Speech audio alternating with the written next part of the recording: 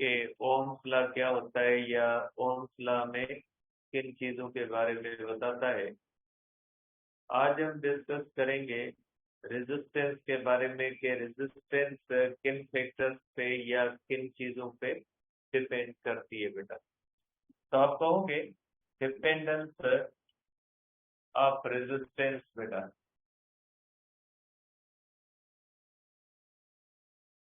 Dependence of resistance बेटा। देखिए बेटा, रेजिस्टेंस ऑफ कंडक्टर का काज आपको पता है कि कंडक्टर में रेजिस्टेंस क्यों होती है। तो बेटा उसका काज आपको ये पता है कि कंडक्टर में जो रेजिस्टेंस होती है वो एक्चुअली मालिक्यूलर कोलिजन की होती है। और जब मालिक्यूल कंडक्टर के अंदर कोलाइड करते हैं तो कोलाइड करने की वजह से उसके अंदर रेजिस्टेंस आती है। और मालिक्यूलर जो स्ट्रक्चर होती है मटेरियल की वो डिफरेंट मटेरियल्स की डिफरेंट होती है। इसलिए आप कह सकते हैं कि ये जो स्ट्रक्चर होती है मटेरियल की, जिस स्ट्रक्चर के अंदर इलेक्ट्रॉन को गुजरना होता है वो स्ट्रक्चर मैटर करती है रेजिस्टेंस के अंदर। किसी मटेरियल की ऐसी स्ट्रक्चर होती है जिसके अंदर कम अपोजिशन आती है और किसी मटेरियल की जो ऐसी होती है स्ट्रक्चर जिसके अंदर रेजिस्टेंस ज्यादा आती है। तो आप कहोगे बेटा कि पहला जो फैक्टर होता है वो होता है बेटा कि रेजिस्टेंस जो होती है बेटा are depends upon nature of conductor बेटा। नेचर ऑफ कंडक्टर पे डिपेंड करती है बेटा। नंबर 2 बेटा, रेजिस्टेंस डिपेंड करती है लेंथ पे बेटा। जितनी कंडक्टर की लेंथ ज्यादा होती है उतनी रेजिस्टेंस जो होती है बेटा वो ज्यादा होती है कि रेजिस्टेंस डायरेक्टली प्रोपोर्शनल लेंथ के। क्योंकि बेटा लेंथ जितनी बढ़ेगी उतनी जो मॉलिक्यूल्स होंगे उनको अपोजिशन ज्यादा फेस करके गुजरना पड़ेगा। रास्ता जितना लंबा होगा और जितना रास्ता खराब होगा उसमें एनर्जी का वेस्ट जो होता है वो ज्यादा होता है। ठीक है, तो आप कहेंगे कि रेजिस्टेंस जो होती है बेटा इनवर्सली प्रोपोर्शनल होती है एरिया के बेटा। एरिया से इनवर्स रिलेशन होता है इसलिए कि जितनी एरिया बड़ी होगी उतनी उस कंडक्टर के अंदर फ्री चार्जेस ज्यादा होंगी और जितनी फ्री चार्जेस ज्यादा होंगी उसके अंदर हम कहेंगे करंट ज्यादा फ्लो करेगा और जितना करंट ज्यादा फ्लो करेगा हम कहेंगे रेजिस्टेंस कम है बेटा। और चौथा जो फैक्टर होता है बेटा इसके अंदर, और चौथा फैक्टर होता है बेटा कि रेजिस्टेंस डायरेक्टली प्रोपोर्शनल होती है टेम्परेचर से। इसलिए कि बेटा कि increase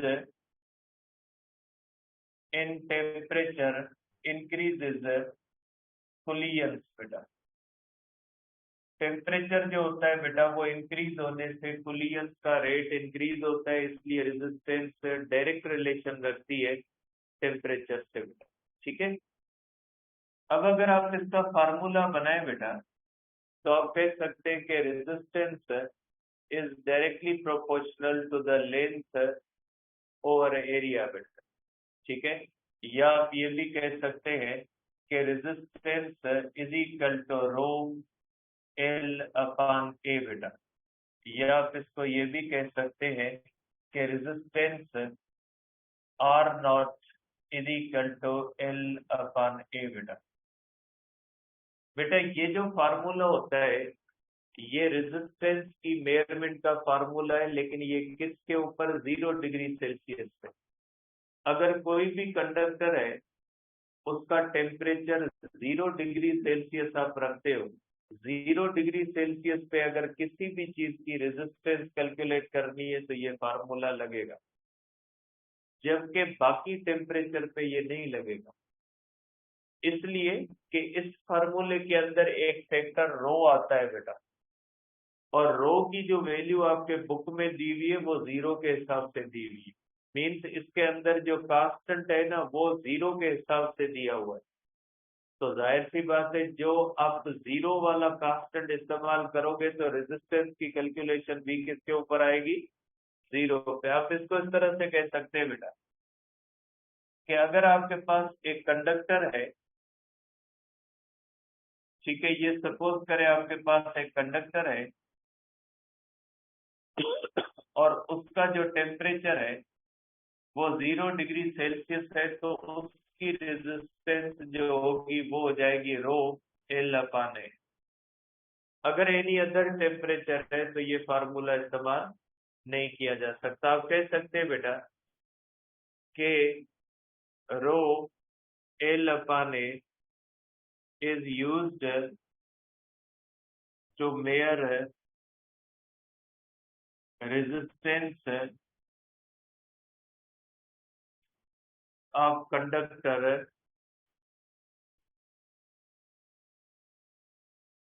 at 0 degree Celsius or 273 Kelvin. आप कहेंगे this formula cannot be used for any other temperature T greater than 0 degree Celsius or T less than 0 degree Celsius. ठीक है, लेस देन के लिए भी इस्तेमाल नहीं किया जा सकता और ग्रेटर देन के लिए भी इस्तेमाल नहीं किया जा सकता। ठीक है, अब फिर किसी और टेम्परेचर पे कौन सा फार्मूला लगेगा बेटा? अगर किसी एनी अदर टेम्परेचर पे अगर हमें रेजिस्टेंस फाइंड करनी है तो वो फार्मूला आगे कैलकुलेट करते हैं कि अगर 30 डिग्री पे है, 40 डिग्री पे है, 10 डिग्री पे है, 100 डिग्री पे है, रेजिस्टेंस फाइंड करनी है तो उसका फार्मूला आगे करते हैं बेटा। अब इस फार्मूले के अंदर ये रो क्या होता है बेटा? ठीक है, ये जो रो होता है बेटा, ये rho is called specific resistance, specific resistance और रेजिस्टिविटी बेटा। इसको हम कहते हैं स्पेसिफिक रेजिस्टेंस या रेजिस्टिविटी कहते हैं बेटा। स्पेसिफिक का मकसद होता है कि ऐसी चीज जिसके अंदर कुछ डायमेंशन फिक्स हो जाए। तो यहाँ पे जब हम कहते हैं रो स्पेसिफिक रेजिस्टेंस है, जैसे आप स्पेसिफिक हीट पढ़ते हो तो स्पेसिफिक हीट का मकसद है वो हीट जो 1 किलोग्राम सब्सटेंस की हो। इसी तरह से अगर हम कहते हैं स्पेसिफिक रेजिस्टेंस, तो स्पेसिफिक रेजिस्टेंस का क्या मतलब होगा बेटा? स्पेसिफिक रेजिस्टेंस का मतलब होगा बेटा रेजिस्टेंस, स्पेसिफिक रेजिस्टेंस का मतलब होगा बेटा resistance of conductor having length 1 metre, area 1 metre square और वॉल्यूम 1 मीटर क्यूब के। स्पेसिफिक रेजिस्टेंस का मकसद है ऐसे कंडक्टर की रेजिस्टेंस जिसकी लेंथ 1 मीटर हो, जिसकी एरिया 1 मीटर स्क्वायर हो या जिसका वॉल्यूम 1 मीटर क्यूब हो और उसका टेम्परेचर 0 डिग्री सेल्सियस हो। मीन्स कंडक्टर का लेंथ 1 मीटर हो, कंडक्टर की एरिया 1 मीटर स्क्वायर हो या ओवरऑल कंडक्टर का वॉल्यूम 1 मीटर क्यूब हो और उसका टेम्परेचर भी कितना हो? 0 डिग्री हो। तो उस कंडक्टर की जो इन कंडीशन के अंदर रेजिस्टेंस होती है उसको कहा जाता है रेजिस्टिविटी बेटा। तो रेजिस्टिविटी का मकसद है बेटा रेजिस्टेंस, आप कहेंगे rho is resistance of conductor having length 1 meter, area 1 meter square, और आप कहेंगे volume 1 metre cube at 0 degree Celsius पे। तो रेजिस्टिविटी जो होती है वो रेजिस्टेंस ही है, लेकिन स्पेसिफिक कंडीशन के अंदर ये जनरल रेजिस्टेंस नहीं है, ये एक ऐसी रेजिस्टेंस है जिसके अंदर उस कंडक्टर का लेंथ, एरिया, वॉल्यूम फिक्स होता है और टेम्परेचर भी फिक्स होता है। ठीक है, तो आप कहोगे बेटा अब यहां से फार्मूला आ जाएगा rho is equal to R A upon L बेटा, और इसका यूनिट कौन सा हो जाएगा बेटा? यूनिट हो जाएगा इसका ओहम मीटर हो जाएगा बेटा। इसका यूनिट होता है बेटा ओहम मीटर होता है रेजिस्टिविटी का। और रेजिस्टेंस और resistivity are and rho are always positive, they can also be zero बेटा। ये हमेशा पॉजिटिव होती है या जीरो होती है, ये निगेटिव नहीं होती बेटा। रेजिस्टेंस और रेजिस्टिविटी ज्यादातर पॉजिटिव होती है, कोई एक्सेप्शनल केस हो जिसके अंदर कोई ऐसी निगेटिव आ जाए तो अलग बात है, लेकिन ये मोस्टली क्या होती है? पॉजिटिव होती है। आप कह लें कि रेजिस्टेंस का मकसद है अपोजिशन, या अपोजिशन होगी या नहीं होगी, सिंपल सी बात है। अगर नहीं होगी मीन्स जीरो रेजिस्टेंस, और अगर होगी मीन्स पॉजिटिव रेजिस्टेंस। निगेटिव का तो मतलब ही नहीं बनता। निगेटिव का मकसद है कि सपोर्ट हो। सपोर्ट तो कैसे होगी? सपोर्ट तो नहीं करेगा कंडक्टर करंट को, अपोजिशन तो आनी है। रेजिस्टेंस जीरो होती है सुपर कंडक्टर्स की वजह। ठीक है, आप कहेंगे कि resistance is equal to zero of super conductors बेटा। सुपर कंडक्टर्स ऐसे कंडक्टर्स होते हैं जिनकी रेजिस्टेंस जीरो होती है बेटा। और सुपर कंडक्टिविटी एक ऐसी फिनोमिना होती है जो लो टेम्परेचर पे होती है बेटा। बहुत ही लो टेम्परेचर पे सुपर कंडक्टिविटी कुछ मटेरियल दिखाते हैं, आम टेम्परेचर पे सुपर कंडक्टिविटी नहीं होती। सुपर कंडक्टिविटी लो टेम्परेचर पे होती है, और लो टेम्परेचर पे कुछ मटेरियल ऐसे हैं जिनकी रेजिस्टेंस जीरो पे आ जाती है, तो ऐसे कंडक्टर्स को सुपर कंडक्टर्स कहा जाता है, और ऐसी फिनोमिना को सुपर कंडक्टिविटी कहा जाता है। ठीक है बेटा, और रो जो होती है बेटा, रो डिपेंड्स अपॉन, बेटा ये रो डिपेंड किस पे करती है? एक डिपेंड करती है बेटा नेचर ऑफ कंडक्टर पे बेटा, नेचर ऑफ कंडक्टर पे डिपेंड करती है। दूसरा डिपेंड करती है बेटा टेम्परेचर पे। ठीक है बेटा, एक नेचर ऑफ कंडक्टर पे डिपेंड करती है और दूसरा किस पे डिपेंड करती है बेटा? टेम्परेचर पे डिपेंड करती है। नेचर ऑफ कंडक्टर पे डिपेंड करेगी या किस पे डिपेंड करेगी बेटा? टेम्परेचर पे डिपेंड करेगी बेटा। नेचर ऑफ कंडक्टर पे इसलिए डिपेंड करेगी कि कंडक्टर की जो मॉलिक्यूलर स्ट्रक्चर होती है वो डिफरेंट होती है, इसलिए नेचर ऑफ कंडक्टर पे डिपेंड करती है। और दूसरा टेम्परेचर पे डिपेंड इसलिए करती है क्योंकि ये रेजिस्टेंस ही है जो स्पेसिफिक कंडीशंस के अंदर होती है। तो ये बात ध्यान में रखिएगा, ये लेंथ और एरिया पे डिपेंड नहीं करती, क्योंकि इसमें लेंथ और एरिया तो फिक्स है। लेंथ जो होती है बेटा वो 1 मीटर होती है, और एरिया क्या होती है? 1 मीटर स्क्वायर। अब आप कहोगे फिर तो सर आपने डेफिनेशन के अंदर लिखा है एट 0 डिग्री, तो टेम्परेचर भी फिक्स है। बेटा आपके बुक में जो वैल्यूज दी गई है ना वो जीरो वाली दी गई है, लेकिन अगर टेम्परेचर डिफरेंट करेंगे तो डिफरेंट वैल्यूज हमें मिल सकती है इसकी। आपके बुक में 0 वाली दी गई है तो मैंने डेफिनेशन में 0 लिख दिया है, आपके बुक में 0 की वैल्यूज दी गई है, लेकिन ये टेम्परेचर पे, और ये बहुत बार क्वेश्चन आ चुका है, एनटीएस के अंदर भी आ चुका है, पीएमसी के अंदर भी ये क्वेश्चन आया है।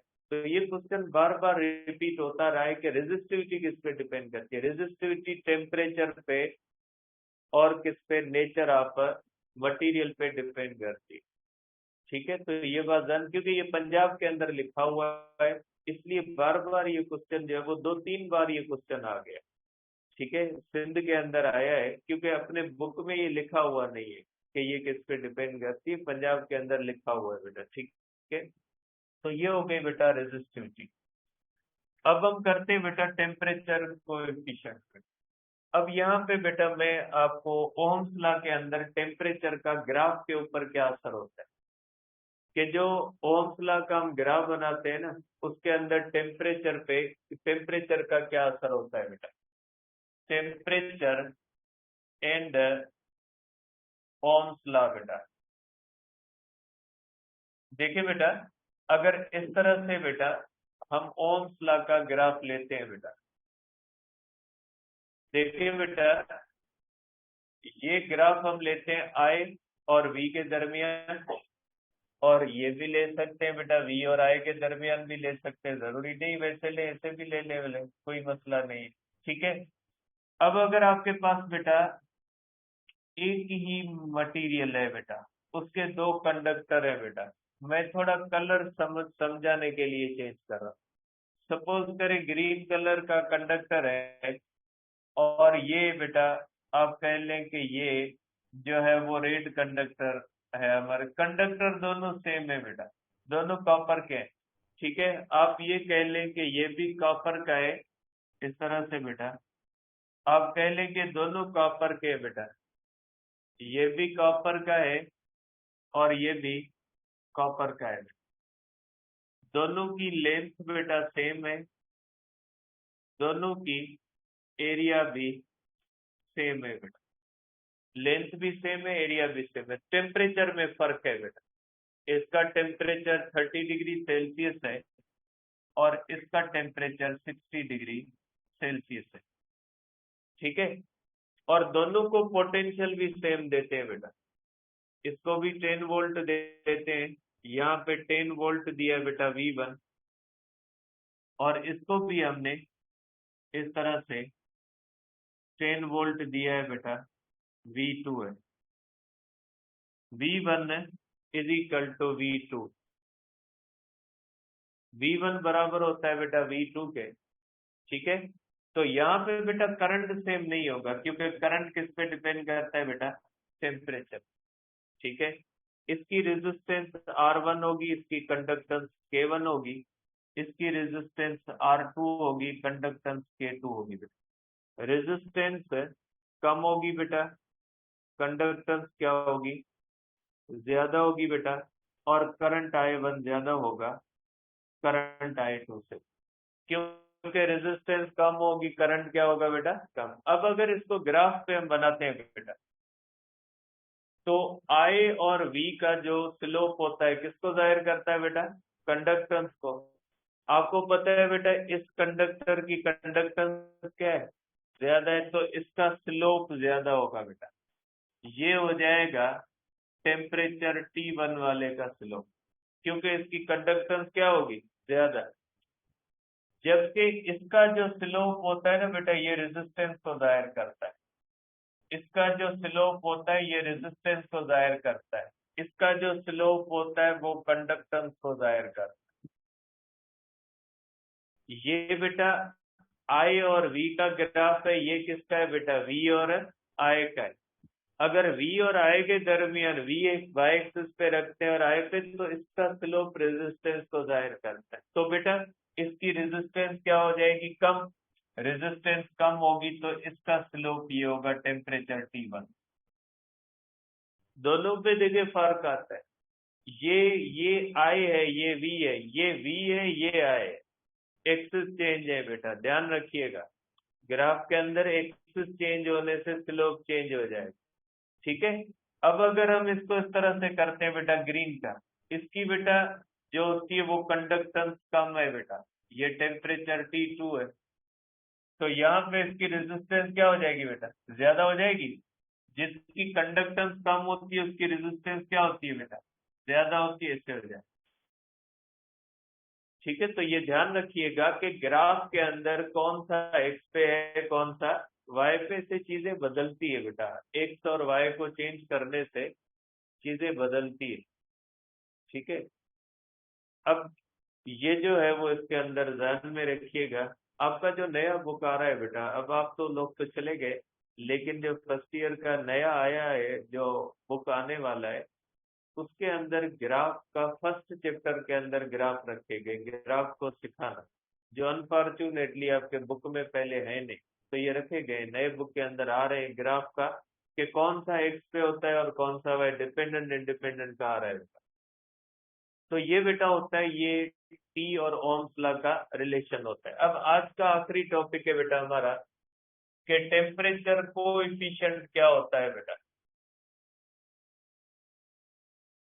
टेम्परेचर कोएफिशिएंट क्या है, या टेम्परेचर कोएफिशिएंट किसको कहा जाता है बेटा, अल्फा। ठीक है बेटा, देखिए बेटा, सपोज करें हमारे पास एक कंडक्टर है, सेम कंडक्टर है बेटा, सेम कंडक्टर है। अगर इसका हम करते हैं बेटा कि टेम्परेचर है बेटा 0 डिग्री, टेम्परेचर T2 है T°C बेटा। ठीक है, आपको पता है बेटा कि 0 डिग्री पे जो रेजिस्टेंस होती है बेटा वो R0 होती है। मीन्स ये जो R1 होगी बेटा ये हो जाएगी R0, और इसकी रेजिस्टेंस R2 हो जाएगी बेटा, क्या हो जाएगी, RT होगी। क्योंकि टेम्परेचर बढ़ने से रेजिस्टेंस क्या होगी, चेंज होगी बेटा। अब बेटा एक बात है कि चेंज इन रेजिस्टेंस, सपोज करें इसका टेम्परेचर बढ़ाते हैं, रेजिस्टेंस क्या होगी बेटा, बढ़ेगी। जाहिर सी बात है, कंडक्टर का टेम्परेचर 0 से बढ़ाएंगे, रेजिस्टेंस क्या होगी बेटा, बढ़ेगी। डेल्टा आर डायरेक्टली प्रोपोर्शनल होती है बेटा डेल्टा टी के। Delta R means change in resistance जो होती है वो डायरेक्टली प्रोपोर्शनल होती है डेल्टा टी के बेटा, कि जितना टेम्परेचर ज्यादा चेंज होगा उतनी रेजिस्टेंस क्या हो जाएगी, ज्यादा चेंज होगी बेटा। अब दूसरी बात, सपोज करें बेटा आपके पास दो कंडक्टर्स हैं, एक कंडक्टर ये है, एक कंडक्टर ये है बेटा। ठीक है, ये दोनों कंडक्टर आप कह लें बेटा, ये दोनों कॉपर के हैं, ये भी कॉपर का है, ये भी कॉपर का है। लेकिन अब ये कह लें आप आयरन का, और ये कह लें आप कॉपर का है बेटा। ठीक है, दोनों का टेम्परेचर 0 डिग्री सेल्सियस है। दोनों की रेजिस्टेंस सेम होगी या डिफरेंट होगी बेटा, डिफरेंट होगी, क्योंकि नेचर क्या है बेटा, डिफरेंट है। इसकी बेटा जो रेजिस्टेंस होगी, इसकी R01 बेटा, और इसकी हो जाएगी R02 बेटा।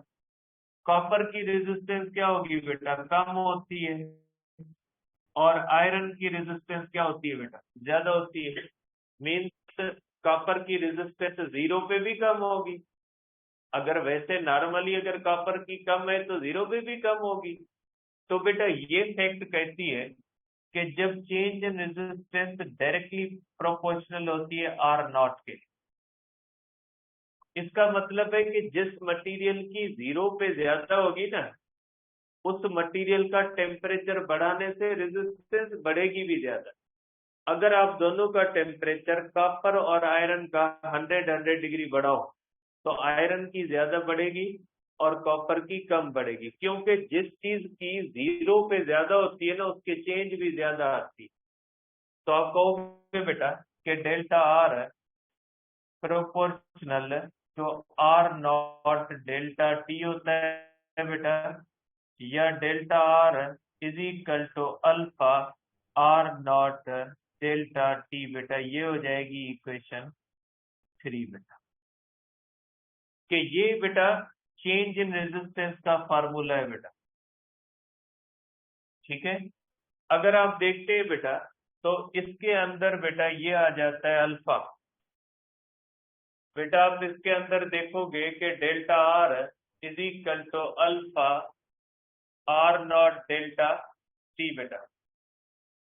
इसको कर दें आप बेटा, इसके अंदर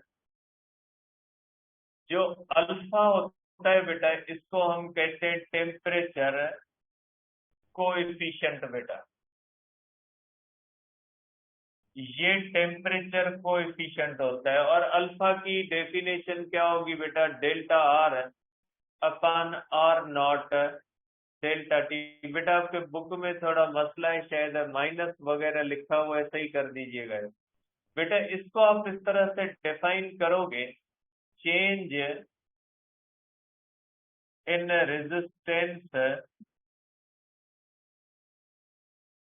पर ओरिजिनल रेजिस्टेंस बेटा पर डिग्री राइज ऑफ टेम्परेचर। बेटा एक डेफिनेशन ये होती है, दूसरी डेफिनेशन ये भी हो सकती है बेटा, delta R upon R naught जो होता है बेटा इसको कहा जाता है फ्रैक्शनल चेंज। इसको हम कहते हैं फ्रैक्शनल चेंज इन रेजिस्टेंस बेटा। तो आप इसको अल्फा को इस तरह भी कह सकते हैं, delta R upon R naught into 1 upon delta T. तो आप कह सकते हैं बेटा कि फ्रैक्शनल, ये बेटा fractional change in resistance, fractional change in resistance पर डिग्री राइज ऑफ टेम्परेचर, पर डिग्री राइज ऑफ टेम्परेचर, इस तरह से हो जाए। ये फ्रैक्शनल चेंज होती है बेटा, फ्रैक्शनल चेंज इन रेजिस्टेंस पर डिग्री राइज ऑफ टेम्परेचर, इस तरह भी कह सकते हैं। अब अल्फा का यूनिट क्या हो जाएगा बेटा, इसका जो यूनिट होगा बेटा, ठीक है, इसका यूनिट हो जाएगा बेटा ohm upon ohm into 1 upon kelvin. Ohm upon ohm cancel बेटा, is equal to per kelvin और पर डिग्री सेल्सियस। बेटा ये हो सकता है इसका जो है वो यूनिट। अब ये अल्फा होता क्या है बेटा, ये अल्फा जो होता है ये हमें बताता है कि किसी भी चीज की जो रेजिस्टेंस होती है वो टेम्परेचर बढ़ाने से ज्यादा बढ़ेगी या कम बढ़ेगी। जिस मटेरियल का अल्फा ज्यादा होगा उसका टेम्परेचर बढ़ाने से रेजिस्टेंस ज्यादा बढ़ेगी, जिसका अल्फा कम होगा उसका टेम्परेचर बढ़ाने से रेजिस्टेंस कम बढ़ेगी। तो रेजिस्टेंस कम बढ़ेगी या ज्यादा बढ़ेगी ये कौन तय करता है, अल्फा। आप कह सकते हैं कि अल्फा से हमें ये पता लगता है कि 1 डिग्री टेम्परेचर बढ़ाने से रेजिस्टेंस के अंदर चेंज कितनी आती है। जैसे आयरन है उसकी 0 पे ज्यादा रेजिस्टेंस है, उसका 1 डिग्री बढ़ाने से चेंज भी ज्यादा आएगी, और कॉपर की 0 डिग्री पे कम है तो उसका टेम्परेचर बढ़ाने से चेंज भी कम आएगी। ये तय कौन करता है, ये तय करता है अल्फा।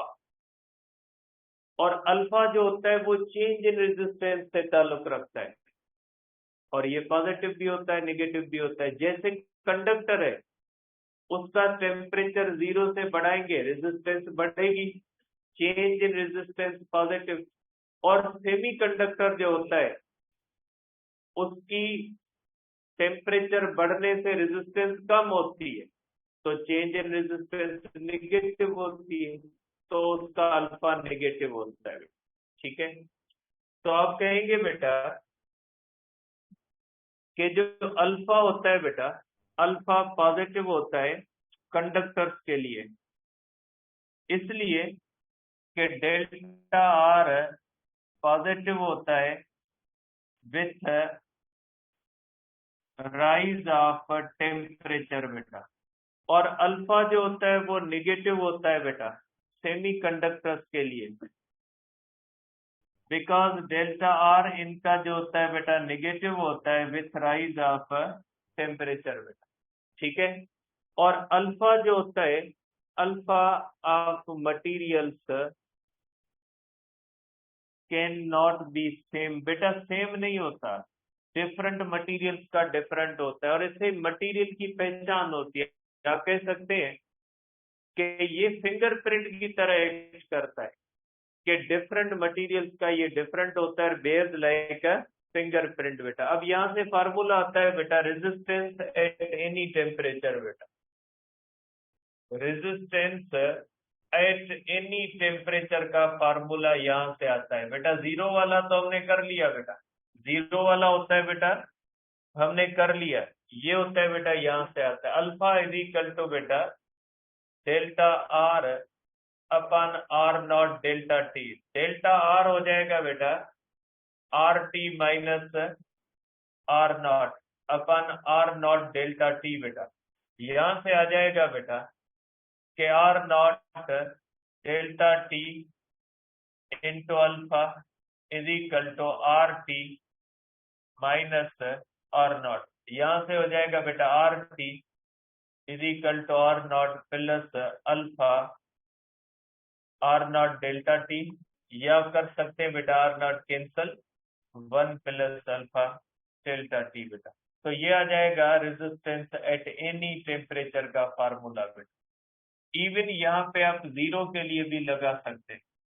और यहाँ पे एक और बहुत ही इंपॉर्टेंट बात, delta T means given temperature -0°C। ये हमेशा ऐसे कैलकुलेट होगा, डेल्टा टी हमेशा ऐसे कैलकुलेट होता है। गिवन टेम्परेचर सपोज करें अगर मुझे कहा जाए कि what is the resistance of the copper wire of length this and this eight 30°C, तो गिवन टेम्परेचर कौन सा है 30, तो मैं करूंगा 30 माइनस 0, डेल्टा टी 30 हो जाए, ठीक है। याद रखिएगा, इसको कैलकुलेट करने का तरीका ये होता है। अब इसको रेजिस्टिविटी के सेंस में भी ले सकते हैं, rho T is equal to rho naught, rho naught रोटी वही मांगी थी तो देखिए अब आगे मैं कुछ नहीं कह रहा, पॉलिटिकल बातें हैं, समझ आप भी रहे हो। रोटी कपड़ा is equal to rho naught 1 plus alpha delta T. हमारे पास एक है रोटी के हिसाब से चीजें हैं, तो पॉलिटिकल चीजें मैं नहीं कर सकता। मैं आप कह लें कि एक टीचर हो तो मैं नहीं कर सकता पॉलिटिकल बातें बर्दाश्त करना मुश्किल है। तो रोटी होता है equal to rho naught 1 plus alpha delta T, ये होता है रेजिस्टिविटी के सेंस में फार्मूला। ठीक है, आगे इंशाल्लाह कल डिस्कस करते हैं, ठीक है।